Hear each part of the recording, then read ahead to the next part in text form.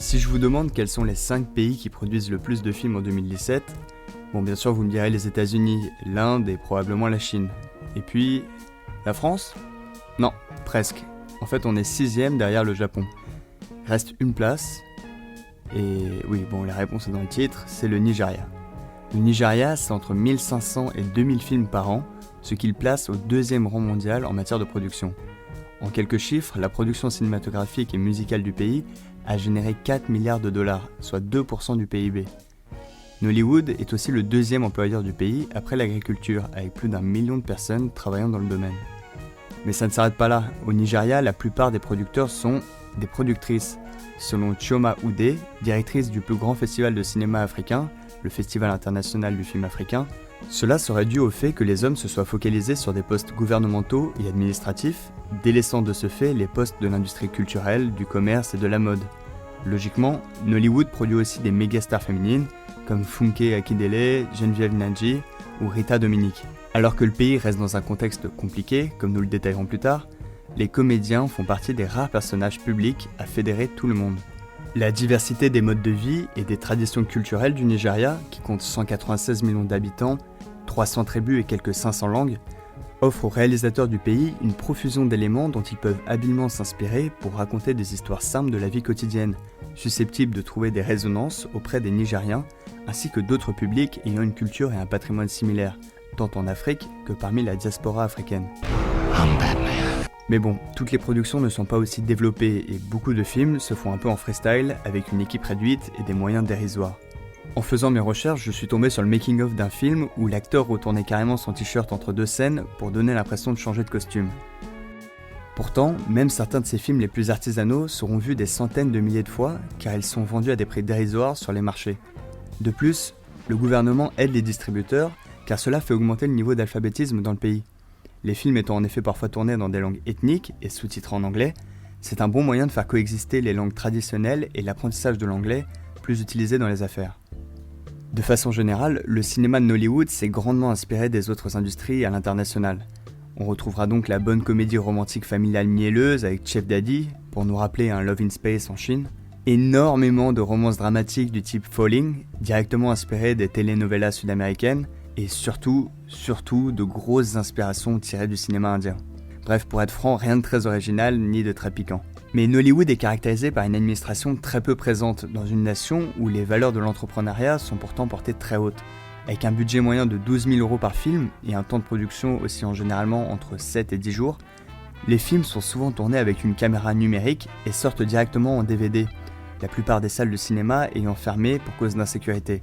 Aujourd'hui, on en compte environ 50 pour presque 200 millions d'habitants, mais ce chiffre augmente très rapidement. Au final, seuls 0,5% des films sont projetés sur grand écran. Le reste est distribué en DVD et circule en version piratée dès sa sortie. Une très grande part des revenus est générée par la diaspora nigérienne, notamment aux États-Unis et au Royaume-Uni. Dans une interview, un distributeur travaillant sur un marché à Lagos expliquait recevoir chaque mois 50 films et faire environ 20 000 copies pour un prix de vente de 60 francs CFA, soit environ 10 centimes. Ainsi, si le producteur prend tous les risques, travaillant bénévolement et ne payant son équipe que si le film rentre dans ses frais, le distributeur, lui, s'assure des revenus très confortables puisqu'il fait son chiffre sur le nombre de copies qu'il distribue. Sauf que depuis peu, cette toute-puissance est remise en question puisque des copies pirates peuvent être faites en moins de 2 semaines. Même si la commission nigérienne du droit d'auteur a intensifié son action visant à fermer les installations de pressage illicites et à poursuivre en justice les contrefacteurs, il reste fort à faire.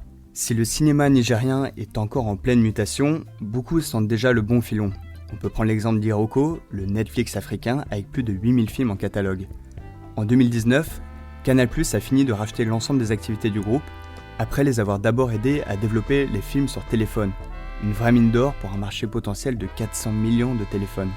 Aujourd'hui, Iroko veut se développer en ligne et gagner le marché africain anglophone, la Grande-Bretagne et même la France, puisque les dirigeants assurent orienter une part de leur production pour les personnes parlant français. Rappelons que le français d'Afrique est parlé par environ 116 millions d'Africains dans 31 pays. Et selon une étude de l'Organisation internationale de la francophonie, l'Afrique regroupera en 2050 85% des francophones du monde sur 715 millions de locuteurs, à condition que la scolarisation continue de progresser sur le continent et que le français y demeure une langue enseignée. Aujourd'hui, même les banques commencent à financer les films nigériens. La banque d'affaires Stanbic, par exemple, a financé Half of a Yellow Sun, un des films les plus chers jamais créés à Hollywood, avec des stars anglaises comme Tandy Newton ou Chiwetel Ejiofor et John Boyega, qui ont d'ailleurs des origines nigériennes, pour un budget d'environ 9 millions d'euros, ce qui est relativement peu cher si on le compare au budget d'un film français comme Hors Normes, qui a par exemple coûté 13,5 millions. Néanmoins, ces budgets sont en constante augmentation et on observe une professionnalisation toujours plus importante dans l'industrie. Si le fait d'aller chercher des investissements presque exclusivement privés chez des grands groupes financiers peut paraître surprenant pour l'industrie du cinéma des pays européens, avec la France qui dépendait à 20% d'investissement public en 2016, et un chiffre qui pouvait monter jusqu'à 50% pour nos voisins britanniques, allemands, italiens ou espagnols, d'autres pays sont beaucoup plus coutumiers de la pratique, notamment la Corée du Sud, qui s'est énormément reposée sur le financement des chaebols, un conglomérat des entreprises les plus puissantes du pays, dans les années 90. Bon, concernant cette partie, je vais rester très vague, d'abord parce que je n'ai pas l'expertise suffisante pour rentrer dans les détails, et ensuite parce que le but n'est pas de vous assommer avec des chiffres chiants. Donc, pour revenir à nos chaebols, ces derniers découvrirent à leurs dépens que le cinéma est une industrie incertaine. Alors que les petits films coréens ne parvenaient plus à exister au milieu de ces géants, qui perdaient eux-mêmes d'énormes sommes, tout le monde a compris qu'il fallait une refonte de ce système qui courait à sa perte.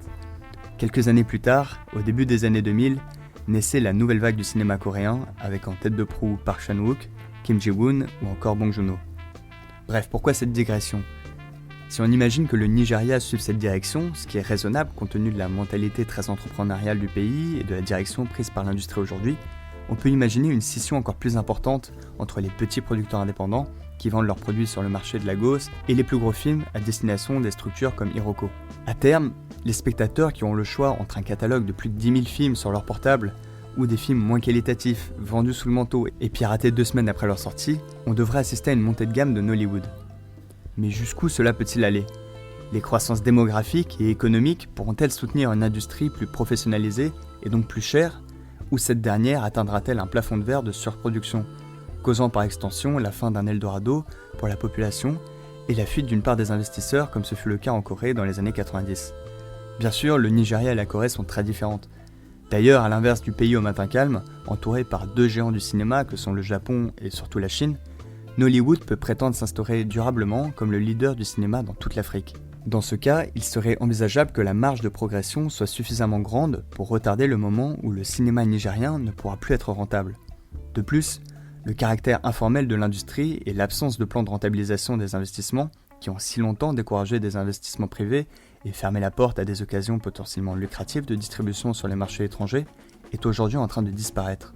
Rappelons toutefois que même dans l'hypothèse où Nollywood arriverait à créer une industrie rentable et financée par des fonds privés, permettant ainsi un développement technologique et professionnel plus rapide, il faudra se poser la question de la liberté des auteurs à pouvoir parler de ce qu'ils veulent. Difficile d'imaginer la banque d'affaires Stanbic que nous évoquions plus tôt financer un film sur Boko Haram qui enlève pourtant régulièrement des lycéens dans le pays. D'un autre côté, il est aujourd'hui peu envisageable d'imaginer que l'argent viendra exclusivement du gouvernement, dont les priorités sont ailleurs. De plus, si certains considèrent Nollywood comme le digne héritier de Bollywood, les méthodes de financement public du cinéma indien posent aujourd'hui des problèmes de réécriture de l'histoire. Le Nigeria devra donc se méfier de cela. Sur ce sujet, je vous invite à regarder la trop méconnue vidéo de Cinescope, dont le lien est en description. Vient alors une autre question. Que raconte le cinéma nigérien ? Bon, là je donne mon point de vue de gros néophyte qui s'intéresse à Nollywood depuis 1 mois, donc bien sûr, j'ai dû passer à côté de beaucoup de choses. Mais, on a vu tout à l'heure que malgré une inspiration assez hétéroclite et internationale, la plupart des productions du pays s'enfermaient dans des morales consensuelles et une mise en scène très limitée. Pendant longtemps, il arrivait que les films se fassent sans scénario et que les acteurs improvisent leurs répliques. Néanmoins, la nouvelle génération me fait penser que cela va bientôt changer. Les jeunes cinéastes s'emparent en effet de sujets sociaux et historiques. Prenez l'enquête policière sur fond de décolonisation October One ou le film The Arbitration de Niyi Akinmolayan, qui a été présenté au Festival international du film de Toronto et qui traite d'une accusation de viol. On peut aussi parler du court-métrage Living Funeral, qui voit sa jeune protagoniste fêter ses propres funérailles en famille lorsqu'elle apprend qu'il ne lui reste que 2 semaines à vivre. On pourrait aussi évoquer The Delivery Boy, un des rares films à oser parler des enfants soldats de Boko Haram ou de prostitution.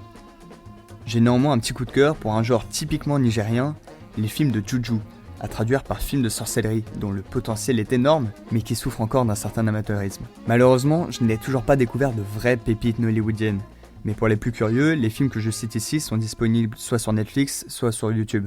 Et je vous invite à mettre vos recommandations en commentaire si vous en avez. Quoi qu'il en soit, la solution viendrait donc de cette nouvelle génération qui, comme l'ancienne, grandira presque avec un caméscope dans la main, mais cette fois-ci avec la volonté d'apporter une liberté de ton dans ce cinéma et de lui faire traverser les frontières. Cela passerait bien sûr par des festivals, qu'ils soient africains ou internationaux. Et d'ailleurs, si aujourd'hui je peux vous parler de quelques films de Nollywood, c'est en grande partie grâce à eux. En particulier des festivals issus des pays du Commonwealth, tels que le Festival du Toronto ou celui de Londres. Et même en France, la très prestigieuse école de cinéma La Fémis a senti ce potentiel et développé avec la chaîne de télévision privée nigérienne Wazobia des parcours de formation en ligne pour les futurs scénaristes de séries télévisées via une application mobile. Nollywood devrait donc commencer à faire le pari de la coproduction à l'international, avec pourquoi pas l'Afrique du Sud, dont l'industrie cinématographique est aussi très active, ou le Ghana, un pays proche où il est moins cher de tourner.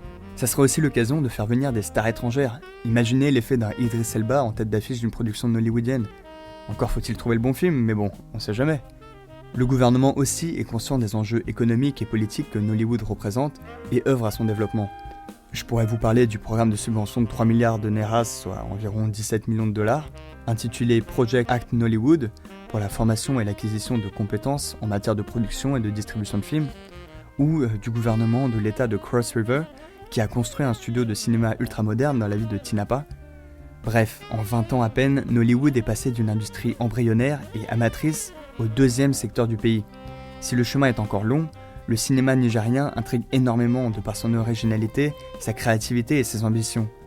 C'est aussi une industrie qui attire, les films ne coûtent presque rien à tourner et le marché potentiel de distribution est énorme. Pour reprendre les mots de Sandra Oywall dans son article « Coup d'œil sur l'industrie cinématographique du Nigeria », la question à se poser n'est plus de savoir si un film de Nollywood prendra un jour la tête du box-office, mais simplement quand. Voilà, j'espère que ce sujet vous aura intéressé. Personnellement, je vais continuer de suivre ça de près, car à la vitesse où ça va, on risquerait d'être surpris. En attendant, je ne vous l'ai jamais demandé en près de 2 ans, mais la chaîne ne décollant pas vraiment, je vous invite à partager cette vidéo à vos proches, que cela pourrait intéresser, et pourquoi pas vous abonner à la chaîne, ça me ferait très plaisir. A bientôt pour une prochaine vidéo.